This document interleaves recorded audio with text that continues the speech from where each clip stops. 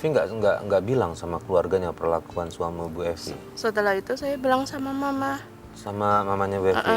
Oke, terus? Ya mama ya juga nggak berani karena Nggak kan berani. keluarganya dia juga galak, Oke, kasar. artinya hubungan antar keluarga itu nggak baik juga. Bu Evi sendiri sama keluarganya dia baik hubungannya? Kurang baik. Kurang baik. Karena keluarganya dia gara-gara suami saya ya ikutan menghina saya sama mama. Ya Allah. Gitu. Jadi seperti tadi Pak Ustadz bilang ya harusnya dua antar keluarga ini yang menikah ini menjembatani hubungan makin lebih baik lagi, tapi justru malah nggak Iya, baik nggak ya. baik. Ini suami masih kerja ini? Masih Masih kerja. malah bekerja di Bekasi, dia malah sengaja kerja di Bekasi itu hanya untuk selingkuhannya, Maksudnya? dekat selingkuhannya. Dekat selingkuhannya. Selingkuhannya kerja di sana. Ini Bu Evi bisa ngomong selingkuhannya memang punya bukti kalau dia berselingkuh. Waktu itu saya pernah mempergoki suami saya lagi selingkuh di rumah kakak ipar. Di rumah kakak ipar? Iya. Berarti kakak ipar ada kemungkinan tahu? Iya tahu, tapi pas saya nanya dia nutup-nutupin. Nutup-nutupin. Kalau aku telepon Mas Tony, pasti nggak mau diangkat. Aku tuh yakin banget dia tuh bohongin aku. Apa jangan-jangan dia tuh di rumah Kalita? Iya, dia di rumah Kalita, pasti sama perempuan itu. Mendingan aku kesana aja sekarang.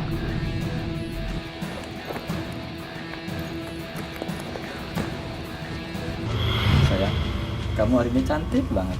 Masih, Mas, kapan nikahin aku? Tenang aja saya, pasti kok. Cepatnya ya. Astagfirullahaladzim, Mas Tony.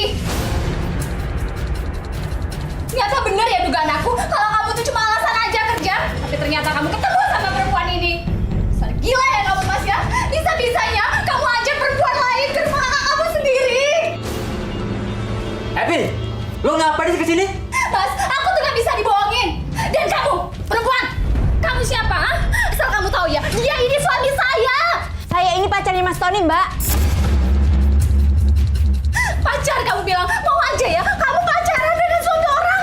Mas Tony ini lebih sayang saya daripada Mbak. Jangan mimpi deh kamu ya. Sudah. Evi, mendingan lo pergi dari sini. Tony, kenapa harus aku yang kamu usir, Mas? Harusnya dia. Kalau gue bilang pergi, ya pergi. Atau gue yang pergi dari sini. Ayo sayang, kita pergi. Mas Tony. Ya Allah, ini udah makin jauh nih Pak Ustadz nih. Keluarganya dari suaminya justru malah melindungi perilaku suaminya yang kurang baik nih Pak Ustadz. Jadi ada beberapa pelanggaran kalau kita dari tuntunan agama tadi. Yang pertama tadi sudah berkurang tanggung jawabnya pada keluarga. Pendidikan pada istri dan kepada anak-anak, pembinaan anak-anaknya tidak ada. Yang ketiga memberi nafkah, tanggung jawab sebagai seorang suami berkurang. Yang sekarang ini adalah malah justru melakukan yang sebelumnya tadi kan melakukan maksiat apa? Maksiat itu artinya adalah dia melanggar Tuhan Allah, tidak sholat, tidak ngaji dan seterusnya. Ini ditambah lagi kemaksiatan yang lebih dahsyat lagi, berselingkuh. Itu yang pertama adalah bermungkar kepada Allah Subhanahu wa taala, yang kedua adalah melakukan khiyana zaujiyah, melakukan pengkhianatan hubungan suami istri dia sama Mbak Evi. Jadi ini adalah masuk dalam kategori perbuatan dosa karena itu adalah masuk dalam perzinahan. Syaratnya satu Mbak Evi ya. Mbak Evi punya bukti dan Mbak Evi bisa membuktikan. Tapi kalau berdasarkan dugaan, asumsi, maka tidak dibolehkan. Ketika kita mengasumsikan, kenapa suami nggak pulang? Jangan-jangan, wah ini pasti. Nah itu berarti kita menanamkan dosa dalam benih dalam kehidupan kita, maka tidak boleh. Tapi kalau kita menyaksikan sendiri, atau sokip teman kepercayaan kita menyaksikan dan ada tidak hanya satu orang, paling tidak 2-4 saksi itu bisa dihadirkan, maka berarti betul dia telah melakukan kemungkaran yang disebut dengan khiyana zaujiyah, pengkhianatan hubungan apa itu ikatan suci suami istri dengan cara dia melakukan selingkuh, dan ini adalah dosa besar. Oke. Pak Ustadz, dari perlakuan kasar suaminya dan lain sebagainya itu ada kaitannya nggak Pak Ustadz? Apa yang Bu Evi lakukan ini dengan menikah diam-diam tanpa ada pengetahuan orang tuanya, ada pengaruhnya nggak Pak Ustadz? Atau memang ini cuma cobaan aja untuk Bu Evi? Jadi begini, yang pertama ada satu hal tadi yang Mbak Evi tidak teliti. Jadi orang mau menikah itu kan mesti harus dilihat, kalau dalam tradisi Jawa kan bobot, bebet, bibitnya itu kan. Bibitnya ini siapa? Itu artinya adalah ada nggak garis keturunan orang baik atau apa gitu kan. Ini bagaimana ini lingkungannya kan begitu kan. Tanpa tadi karena Mbak Evi sudah berkeyakinan, wah dia pasti baik, akhirnya kemudian di sini. Inilah pentingnya. Pada zaman Umar bin Khattab ada salah seorang yang mengadu kepada Khalifah Amirul Mukminin, dia yang menikah kemudian Khalifah merintahkan ungdura, lihat dia. Apa mana lihat? Lihat dia itu tidak semata-mata lihat lahirianya, tapi lihat dia dan lihat keluarganya.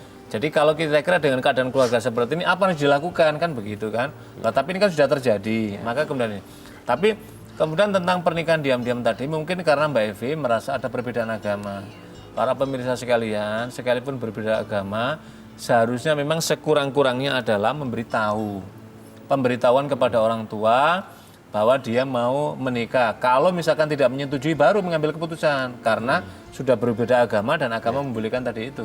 Aspek di sana. Tapi yang ketiga, satu hal yang kita sarankan Mbak Evi, kalau ini masih misalkan ingin terus melanjutkan dan mudah-mudahan Allah memberikan petunjuknya, maka bermunajatlah di malam hari, beribadah pada Allah, minta petunjuk, mudah-mudahan suaminya Allah kembalikan menuju pada jalan yang baik. Allah berikan pintu hidayah pada dia. Yang kedua, Mbak Evi juga perlu mengupgrade kemampuan pemahaman agama dengan cara apa? Kalau ada pengajar, datanglah ke Ustadz, bertanyalah. Saya sering menjumpai seperti itu Mbak Evi. Jadi setelah pengajian ada jamaah, Ustadz, kami ingin konsultasi. Ternyata seperti Mbak Evi mu'alaf, kita jelaskan. Iya. Oke.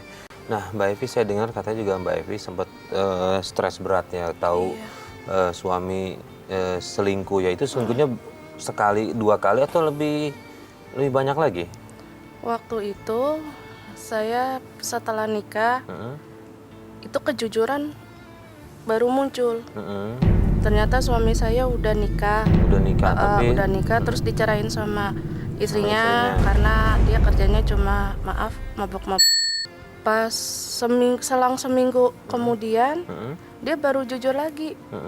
Kalau dia itu pernah sama cewek 8 tahun. 8 tahun Iya. tinggal bersama tanpa ikatan, mohon maaf, dengan cewek yang dengan Iya. wanita yang kurang benar ya. Setelah itu baru nikah sama saya. Itu pun kejujuran pas saya setelah nikah 1 minggu.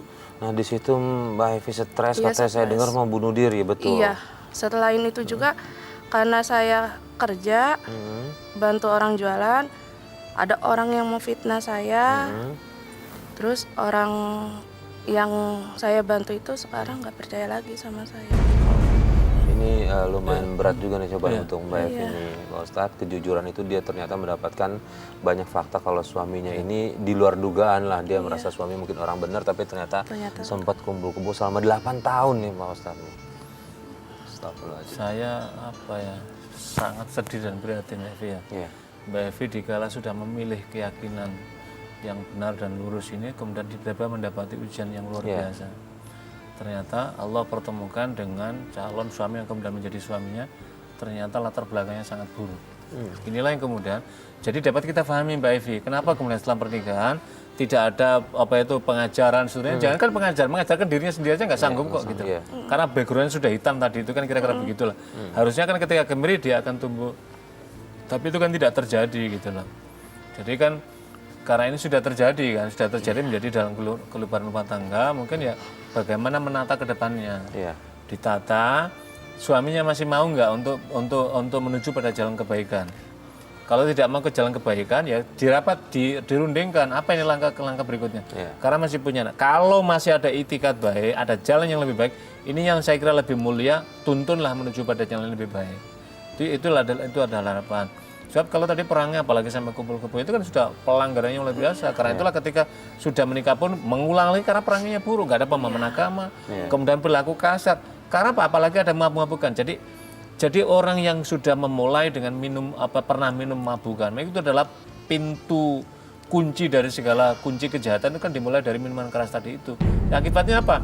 Mukul dengan istri dan lain-lainnya, nendang tadi saudara, udah nggak ingat lagi karena kemungkaran sudah akumulasi bersarang di dalam pikiran dia karena sudah berani melakukan tadi itu.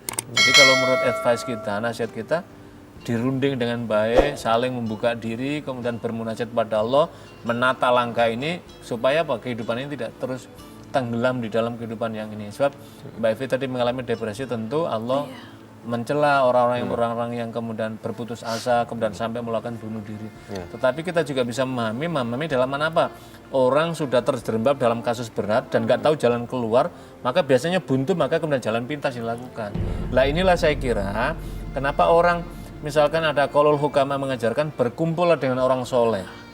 Berkumpullah dengan orang baik supaya apa? Bisa berkomunikasi. Ketika ada satu melenceng, maka orang baik ini mengingatkan. Itulah pentingnya persahabatan, pertemanan, bergaul dengan orang-orang baik. Oke, Pak Ustadz, mungkin Bu Evi ketika lewat masalah banyak dia memutuskan untuk mundur diri tapi tidak jadi. Ya, alhamdulillah. Nah, Pak Ustadz, untuk kedepannya lagi nih, Bu Evi, apa yang harus Bu Evi lakukan nih biar dia tetap bisa menghadapi masalah ini? Apalagi Bu Evi mungkin agamanya masih kurang karena nggak dibimbing sama suaminya. Nah, apa yang harus Ibu Evi lakukan nih, Pak Ustadz? Yang dilakukan yang pertama gini, Pak Evi ya. Mungkin Bu Evi ini ada di sana ada masjid atau musola atau ada ustadz. Saya kira cobalah minta bimbingan. Pertama, untuk meningkatkan pemahaman keagamaan. Karena siapa tahu dari sana juga membangun pintu silaturahim. Kemudian orang menimbulkan simpati, empati pada Mbak Evi, kemudian ditunjukkan Mbak Evi, udah bantu misalnya ini kerja di sini, atau apalagi kita jadi distributor atau apa. Itulah saya kira pintu kebaikan. Dan di Jakarta ini sekali lagi banyak masjid-masjid yang dengan senang hati melakukan pembinaan dan itulah Bang. Yang kedua, saya kira Mbak Evi, mohon maaf, masih rutin dan rajin sholat kan? Alhamdulillah. Sholatnya dijaga 5 waktu dan jangan putus-putus rahmat pengharapan pada Allah. Angkat tangannya memohon hidayah pada Allah, memohon pertolongannya. Mudah-mudahan dengan cara seperti itu. Yang ketiga, Mbak Evi bisa curhat kepada Allah. Ya Allah, aku telah memutuskan mengikuti jalan agamamu. Mudahkanlah hidupku, ringankanlah ujian kehidupanku, berikanlah hidayah kepada suamiku, dan bimbinglah aku dan anak-anakku. Mudah-mudahan kelak juga akan menjadi zuriyah yang solih anak-anak kami. Jadi Mbak Evi masih punya investasi yang bagus, yang berharga, yaitu 2 anak ini. Inilah yang diselamatkan untuk jangka panjang, karena nanti inilah yang akan membantu kehidupan Mbak Evi tidak hanya di dunia tapi nanti hingga akhirat. Baik, terima kasih Pak Ustadz atas semua nasihatnya dan mudah-mudahan Mbak Evi bisa segera amalkan. Karena saya berharap Mbak Evi tetap istiqomah sama keislamannya dan juga bisa membawa suaminya kembali ke jalan yang benar. Saya berharap itu sih tetap harmonis. Itu yang paling penting. Terima kasih Bu Evi sudah cerita ke kita. Mudah-mudahan ini bisa menjadi pelajaran penting bagi pemirsa di rumah. Baik pemirsa, akhirnya sampai di sini Tawakal. Terima kasih atas kebersamaan Anda. Saya Farid Hasan undur diri. Wabillahi taufik wal hidayah. Wassalamualaikum warahmatullahi wabarakatuh. Waalaikumsalam warahmatullahi wabarakatuh.